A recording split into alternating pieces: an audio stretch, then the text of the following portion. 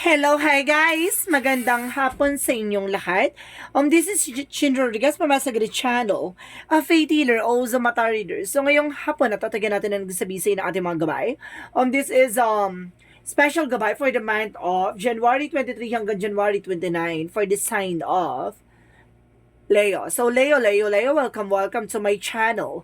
Ano kayang messages, advices ng spirit guides ang ating masasaga for today's video? Kanino naman kayang energy or kaganapan sa buhay ng mga Leo signs ang ating mga hagilap? So, guys, this reading is a general reading namang hindi lahat makaka-resonate. Kunin lamang po ang makaka-relate sa inyo and comment down below kung kaninong energy ang ating nasaga.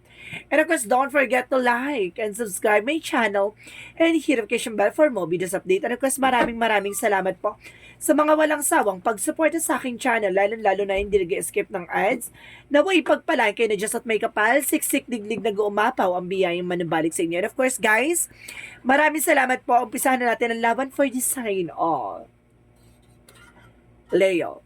So, Leo, paano natin itong hagilapin at kumbaga titignan natin ano pinaka gusto sabihin sa ng ating mga gabay. Bubungkanin natin ang pagkatao nyo, hagilapin natin sa anumang sulok ng eksena na to para na sa ganun malaman natin ang pinaka-mensahe sa inyo at ano mababasa sa inyong mga barahan. Angel Spirit Messages, give me an information. Ano kaya gusto sabihin sa ng mga kapatid, sa ating mga kapatid na Leo? So, there's temperance. So, there's a perfect timing. So, this is the moment na parang, kumbaga, malalaman mo na, no? And of course, there's a temperance for sinasabi dito, kailangan mong kumalma. Pag nalaman mo to sa insider na kailangan mong kumalma, no? And of course, there's a chariot card. There's an action. So, ibig sabihin dito, huwag ka magiging paladesisyon. No? Huwag ka magiging aggressive. Ibig sabihin, maging mahinahon sa magiging action. There's a Nine of Pentacles. There's a financial windfall. No? Kung baga lalakas or lalago na about sa finances for you. And of course, there's the Two of Swords. There's an indecisions. No? May mga bagay dito na papagdidesisyonan mo na at the same time. Diba? Kung baga matatauhan ka na or maliliwanagan ka na. And of course, kailangan mo magdesisyon as soon as possible. There's an Empress card for a revert, no? Kung baga magkakaroon dito ng panibagong eksena, no? It's either magkakaroon ka ng bagong negosyo or bagong trabaho. So, let's see what is additional messages. So, there's a Knight of Cups. So, there's an offer. So, there's an offer dito or opportunity, proposal, and there's an email, messages, ganon. So, let's see what is the Temperance.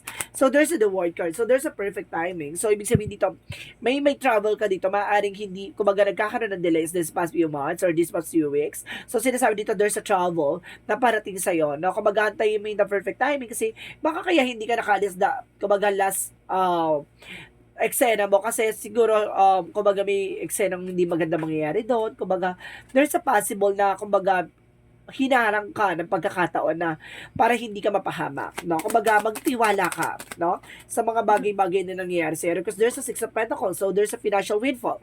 No, kumbaga parating na talaga ang kumbaga ang kasaganahan sa iyo. There's a Chariot and the Six of Pentacles represent of giving and receiving something by the universe. Kumbaga magiging balance na at the same time. Kumbaga ipagkakaloob na ng langit ang bagay para sa iyo. Because there's a Queen of Cups, magkakaroon ka rin ng healing dito. Magkakaroon ka na rin ng healing at the same time there's the Wheel of Fortune. Kumbaga there's a decision that brings you a destiny is yours. Kumbaga umikot ang kapalaran, ang propesya ay propesya, no? Kumbaga kahit pilitin harangin, pilitin unlutin, may mga bagay na talagang paparating, no? So let's see what is the Empress card. Kasi there's a there's a bless, no? There's a blessed because there's a good luck, no? And because there's an Empress card for wish fulfillment, no? Kumbaga ito yung pinangarap talagang hiniling mo sa ating poong may kapala, naway makapag-umpisa ka na. So this is the moment na makakapag-umpisa ka na. And the Ace of Wands is a new beginning and new fresh ideas. And of course, new promotion and new jobs. So let's see what is the Temperance in the Word card. So there's a magician. So God's will. Now there's a power by God. Kumbaga talaga ipagkakalob sa'yo talaga, mamamanifest mo yung mga bagay na yan talagang para sa'yo. There's a perfect timing. Kumbaga may mga bagay na nagkakaroon ng something delays or there's an unfold naturally that because of may plano si God na sa'yo. So let's see what is the Chariot and of course the Six of Pentacles represent the Four of Wands. So there's a celebration. So there's an homecoming or either kumbaga magdadala sa ito ng kumbaga kasaganahan, kumbaga tagumpay. At the same time, there's a wedding and engagement ako nasa-sense. So, let's see what is the Nine of Pentacles and the Queen of Cups. So, there's a Three of Pentacles. So, there's a travel. I'm waiting for a ship and I'm waiting for a soul.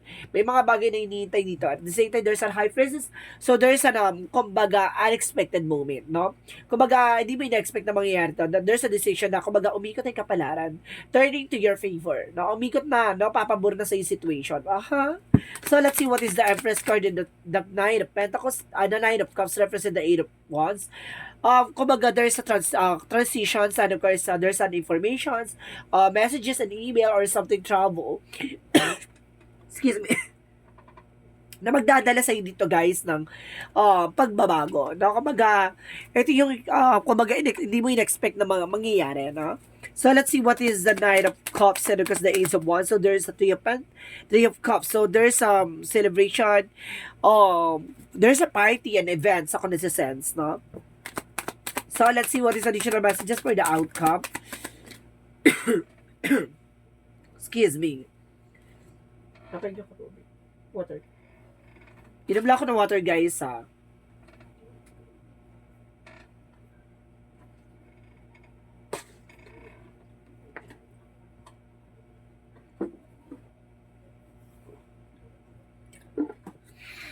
Okay, there's an emperor. Thank you. There's an emperor, guys, no? Kumbaga, there's a maturity and being grounded, no? Kumbaga, kailangan mong pag-isipan, kasi kailangan mong gamayan, no? Bago ka mag-desisyon. At the same time, there's some Ace of Pentacles. There's a big money coming in for you. May malaking opportunity na papasok dito na magpapabago ng buhay mo. No? Umikot ng kapalaran. So, let's see. Additional messages for career. So, there's a The Sun card. So, magkakaroon ka ng pure positive outcome dito. At the same time, there's a Hermit card. There's a soul searching. Kumbaga, may mga bagay na naglinaw sa'yo, natuklasan mo yung mga bagay-bagay kung paano mo, kumbaga, makakapag-set ng boundaries. Nang sa ganun yung mga negativities, hindi na makapag-attract. At the same time, nakapag-laylo ka sa kaganapan sa buhay mo. So, let's see. What is additional messages for love life? For there's a tower moment, so there's a sudden change and major changes coming in for you and the higher fund. So, some of you may naganap na separation. Now, there's a higher fund from the education and lesson learned. Kumbaga, may nasira ditong relasyon, no? So, there's a possible na mangyayari. So, there's a moon card. Malalaman mo kung bakit nagkaroon ng ganon. Kung bakit nagkaroon ng separation, and of course, matutuklasan mo kung ano yung kababalaghan sa likod niyang, kumbaga, paghihiwalay. So, let's see what is additional messages for your health. So, there's a Two of Cups. So, there's a partnership in the Nine of Swords. Hindi ka makatulog, hindi ka nalilito ka, lutang ka. And of course, parang kumbaga may taong binayaran, no? Kumbaga may binayaran gumawa ng hindi maganda para lagyan ka ng sakit. Kaya dito parang stress ka, worries ka, kumbaga ang daming yung tumatakbo sa isip mo, no? Feeling, kumbaga lutang ka rin, hindi ka makatulog. So, let's see what is additional messages for magical fairy messages.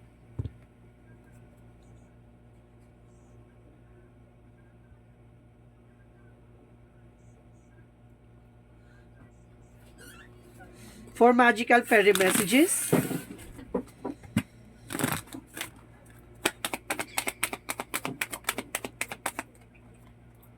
Ask for what you want. So, kumbaga, itanong mo kung ano talaga bagay yung gusto, no? Let the universe and other people know what you need. Dapat alam ng tao kung ano yung gusto mo.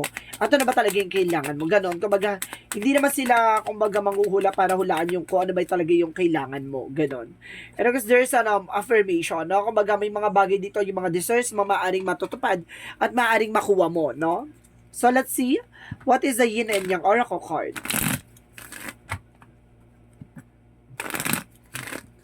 For yin and yang oracle card, so there's a whole family, no? There's or family-oriented ka, no? There's some family and commitment. And there's some thoughts. So, I told you, no? Kumbaga, lutang ka, daming gumugulo sa isip mo, no? You're feeling isolation. So, there's a travel and communication. May travel dito talaga. May travel talaga. Double term. And there's a stability. Kumbaga, makukuha mo yung stability na yan, makokontrol mo yan at the same time, dadaloy na yan. So, let's see what is additional messages for romance angels.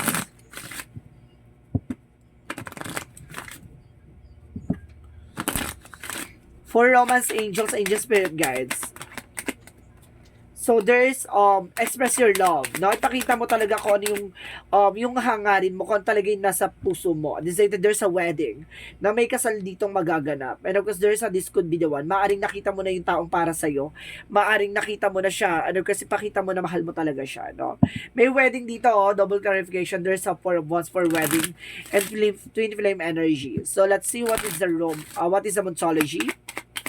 Monsology represent surrender to the divine. No? Kailangan mo i-surrender lahat ng mga kaganapan sa buhay. But at the same time, nothing is yet set in stone. May mga bagay na hindi pa napapanahon. May mga bagay na, kumbaga, hindi pa sa ngayon. So, let's see what is the adjustment are required. Kailangan mong mag-adjust din at the same time. No? Kailangan mong, kumbaga, maging mahinahon, no? Mag-adjust ka sa sarili mo. And then, of course, there's a don't follow. May mga bagay dito na dapat mo hindi sinusunod. O may mga bagay dito na parang, ikaw yung magsisilbing leader, no? Or something, kumbaga, pinuno sa kaganapan na to or sa situation mo. No? Time to decide. And of course, there's an activated earth. May sinasabi dito, may mga bagay na kailangan mo ipagkatiwala sa ating universe na kung talaga para sa'yo, para sa'yo. And of course, there's a jump in. Say to change. No? Dapat handa ka sa pagbabago. So, let's see what is the energy. What is the energy? So, there's an angel of balance. So, nandito yung angels for a balance, para balansihin ang kaganapan sa buhay mo, financial, practical, health, and of course, financial, and love life. So, there's a 6 chakra, Archangel Metaphor for there's a shocking news, shocking, kumbaga, changes, kumbaga, may mga pagbabago hindi mo na-expect. And of course, there to the personal healing and happiness. Magkakaroon ka ng kagalingan and of course, kaligayahan dito, no? Bukas ang pintuan para sa'yo daw sa ganyan, no? So, let's see what is additional messages for Angel Spirit. So, there's a snake, no? May ahas. I-release mo. May traitor. Mag-ingat. And there's, daydream, na maaari pumasok na sa panaginip mo tong tao na to. Na traitor, lagi ka siguro nakakapanaginip ng ahas or else, kumbaga, nagkakaroon ka na ng gut feeling. And of course, there's a breath for the cosmos where enjoy your life from the fullest, no? And there's a resolution. Masusolusyon na yung problema mo. Plakado ka doon sa solusyon, no? So, let's see what is additional messages for Angel Spirit Guides. So, there's an imaginations, no? Kumbaga, maraming tumatakbo sa iyong, kumbaga, utak, no? Maraming pumapasok sa utak mo na gusto mong gawin or may mga bagay dyan na gusto mong i-create or something. So, there's a denial, no? I-acknowledge mo daw yung fear. Replace mo yan ng awareness. So, hindi sa natatakot ka. Nag-iingat ka lang. And because there's an abundance, kumbaga magkakaroon ka ng kasagarahan dito, no? In the physical reality. No ba? Kumbaga talaga makakamtan mo talaga ang kaligayahan at kasaganahan. So, let's see what is additional messages for Angel Spirit Guides. So, there's an options, no? Kumbaga marami kang options dito, no? Marami kang choices and there's a trust, no? Kailangan mo ipagkatiwala, no? Yung mga bagay-bagay na nangyayari sa'yo. So, let's see what is Archangel Michael messages. Pay attention to your dreams, no? Kumbaga, tumutok ka sa pangarap mo, no? Doon ka tumutok. And of course, keep your eyes on your target and intention, no? Kumbaga, kung ano ba talaga yung gusto mo at ano ba talaga intention mo, kumbaga, tumutok ka lang dyan. At the same time, energy healing work. Kailangan mo ng energy healing, no? Kailangan mo ng magpagamot sa albularyo or something, no? Kailangan mo magpagamot. Baka it's either massage, therapies, or something na kumbaga makakapagpagaling sa'yo by energy healing. Spiritual yan, about sa spiritual. There's a consult nutritionist, so kailangan mo rin yung pa-consult kung bakit ka pumapayat or bakit ka tumataba. There's an acceptance, may mga bagay dito na hindi matanggap, so kailangan mo tanggapin yung mga bagay-bagay or may mga bagay na hindi mo nasusunod, no? May mga bagay na kailangan mo iwasan at kailangan mo dapat tulungan yung sarili mo sa tamang direksyon. So, let's see what is our chakra messages. So, there's a workaholic. So, pagdating sa trabaho, trabaho talaga. And there's an isolation, no? Parang feeling mo ang weird or something, puro nega na lang nasa paligid mo. And of course, nagkakaroon ka ng mga, kung anong negative sa utak mo. At the same time na nagkakaroon ng negative outcome. There's a grip, no? May mga panghihinayang or may mga bagay na nangyayari from the past or mga kabiguan or something, kumbaga maraming nawawala sa'yo na, kumbaga pinagsisisiyan mo. No? Ano kasi sabi dito, kumbaga it's an opportunity to learn. No? May mga bagay na, kumbaga ibinigay yan sa'yo para matutunan mo yung kahalagahan kung ano man ang pinangahawakan mo. So let's see what is the Jesus loving quotes. I am with you always even at the end of the world. So ibig sabihin dito na lagi daw na sa iyo si ating Panginoon, no?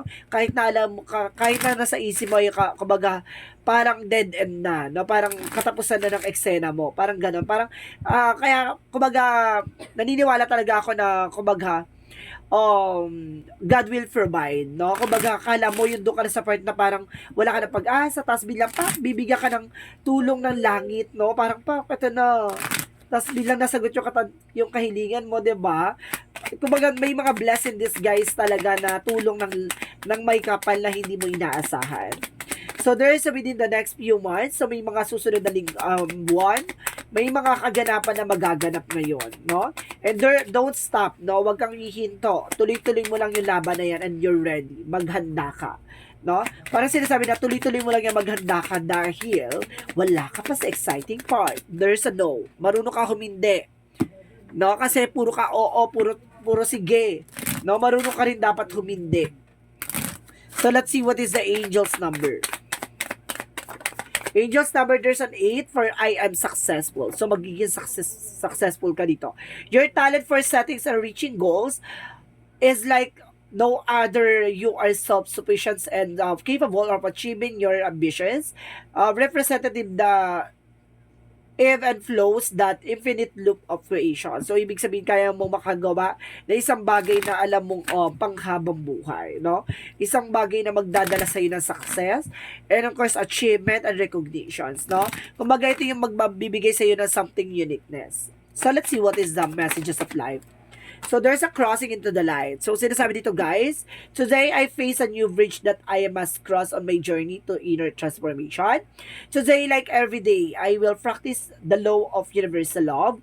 Thus, I will deal the current situation in positive way so that may continue to grow and evolve as I cross this bridge on my towards the light. I am reminded of the true meaning of life. So ngayon kumbaga nakikita mo yung totoong kahulugan ng buhay, no? Kumbaga nandito ka na sa realidad ng totoong klase ng buhay, no? Kumbaga, nakalabas ka na sa comfort zone mo at nakalabas ka na sa, kumbaga, kabiguan, of course, yung mga nakatagong eksena, kumbaga, na ilantad na sa'yo. So, guys, this is special gabay for the month of January 23 hanggang January 29 for the sign of Leo. So, Leo, maraming salamat for this wonderful reading. So, guys, this reading is a general reading na makinilak at makaka-resonate. Kunin lamang po makaka-relate sa inyo at comment down below kung kaninong energy ang ating nasagap. And of course, don't forget to like and subscribe my channel and hit the notification bell for more videos update. And of course, maraming salamat po sa mga walang sawang pagsuporta sa aking channel, lalo na hindi nag-skip ng ads, na may pagpalay kayo na just at may kapal, siksik diglig na gumapang biyaya man ang balik sa inyo. And of course, guys, maraming salamat po sa mga nag-share ng aking videos sa anumang social media platforms. Maraming salamat po. And see you in the next video. Bye-bye and babush!